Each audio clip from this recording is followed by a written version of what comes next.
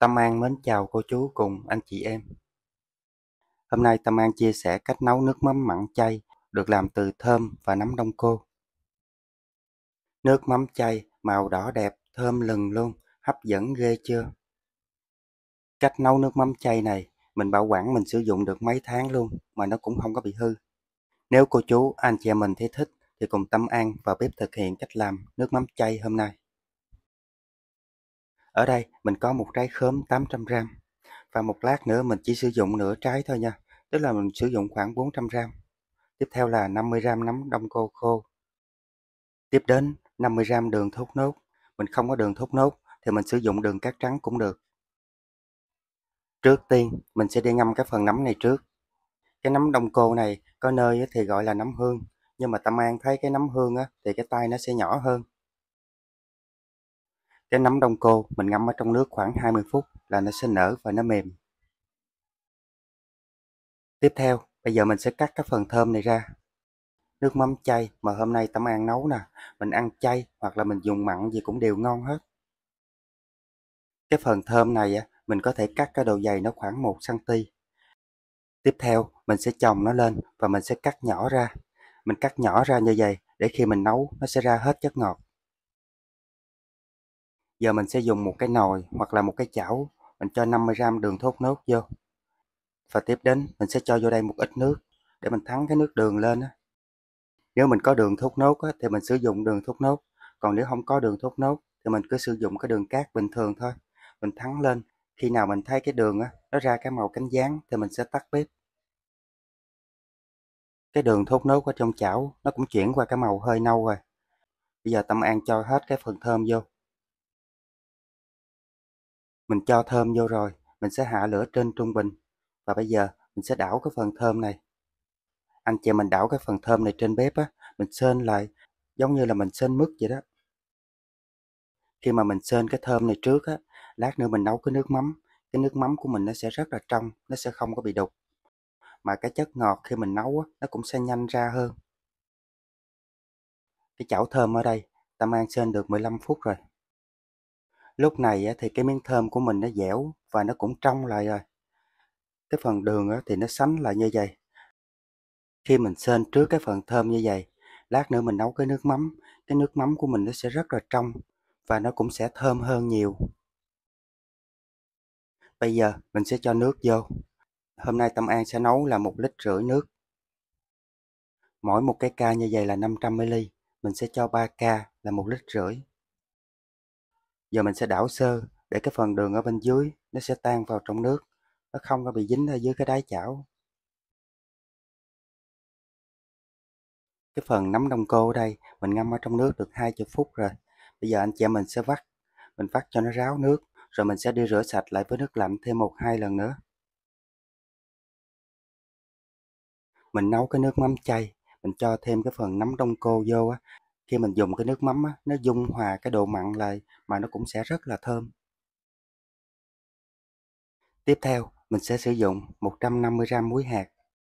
Mình lấy cái chén ăn cơm, mình đong 2/3 chén là nó khoảng 150g. Mình sử dụng cái muối hạt mình nấu thì cái độ mặn nó vừa phải, nó sẽ ngon hơn là mình sử dụng cái muối bọt. Tiếp theo mình cho thêm vô đây 80g đường thốt nốt. Tổng cộng mình cho vô 2 lần đường là 130g.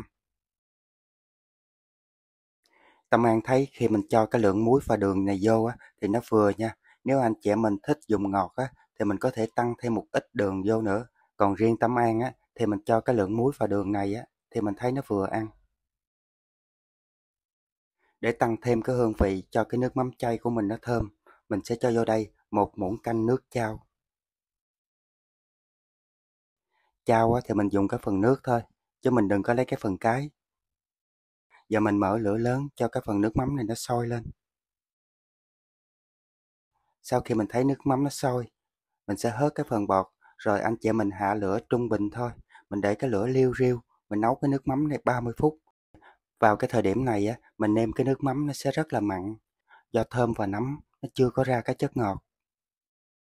Trong cái quá trình mình nấu 30 phút cái chất ngọt của thơm và nấm nó ra thì cái độ mặn của nó sẽ được dung hòa lại. Mình cứ để lửa trung bình mình nấu. cho cái phần thơm và nấm nó được ra hết cái chất ngọt. Khi mình thấy cái nồi nước mắm nó có bọt á, thì mình sẽ hớt bọt để cho cái phần nước mắm của mình nó được trong. Nước mắm ở đây Tâm An nấu được 30 phút rồi. Anh chị em mình thấy cái nồi nước mắm nè, nước nó rất là trong. Cái thơm và nấm nó cũng nhừ ra hết rồi. Và trong cái quá trình mình nấu, nước nó sẽ bị rút bớt đi. Mình sẽ chăm lượng nước vô cho nó trở về cái mực nước ban đầu. Để cho cái nước mắm của mình nó có một cái màu đẹp á, mình sẽ sử dụng cái hắc xì dầu. Mình sẽ cho vô đây một ít nước hắc xì dầu. Cái hắc xì dầu á, thì nó rất là đậm đặc. Khi mình cho vô á, mình cho từ từ thôi. Để mình sẽ điều chỉnh được cái màu sắc mà mình mong muốn.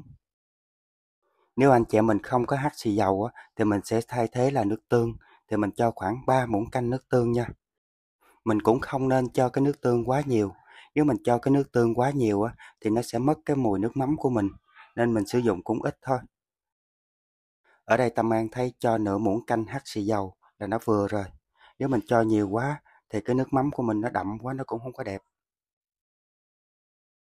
Nếu anh chị em mình thích cái màu nước mắm nó đậm hơn á, thì mình cho thêm một tí xíu hắc xì dầu vô nữa. Còn ở đây Tâm An thấy như vậy là vừa rồi. Mình cho hơn nữa đó, cái màu nó bị đen. Khi mình dùng, cái màu nước mắm nó đậm quá, nhìn nó không có đẹp. Giờ mình để lửa liu riu thôi, mình nêm lại, mình xem cái nước mắm nó vừa chưa. Ở đây Tâm An thấy cái nước mắm mặn như vậy là nó vừa rồi. Thì công thức này rất là chuẩn. Nếu anh chị em mình thích nó có vị ngọt hơn á, thì mình tăng thêm một tí xíu đường vô. Giờ mình sẽ cho nước mắm qua một cái rây. Mình sẽ lọc cái phần nấm và thơm ra.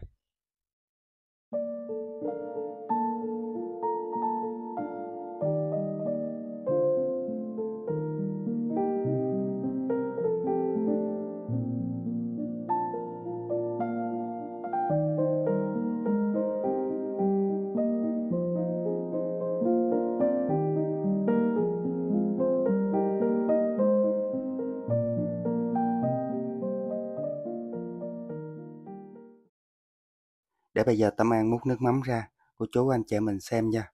Nước mắm trong veo luôn, màu đỏ đẹp, nhìn ngon ghê chưa? Nước mắm chay mà nó rất là thơm, do nó có thơm nè, có nấm đông cô, rồi có thêm chao nữa.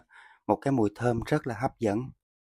Khi nước mắm nó nguội rồi, mình sẽ cho nó vô chai, mình sẽ bảo quản trong ngăn mát tủ lạnh, mình để mình dùng được nửa năm luôn á, mà nó cũng không có vấn đề gì nha. Hôm nào có thời gian, cô chú anh chị mình làm cái nước mắm chay này để mình dùng trong những cái món chay cho nó thơm ngon hơn nha. Và video hôm nay Tâm An chia sẻ cách nấu nước mắm chay đến đây cũng tạm kết thúc. Mến chúc tất cả các bạn và gia đình thật nhiều sức khỏe và bình an. Tâm An xin chào và hẹn gặp lại tất cả các bạn ở video kỳ tới.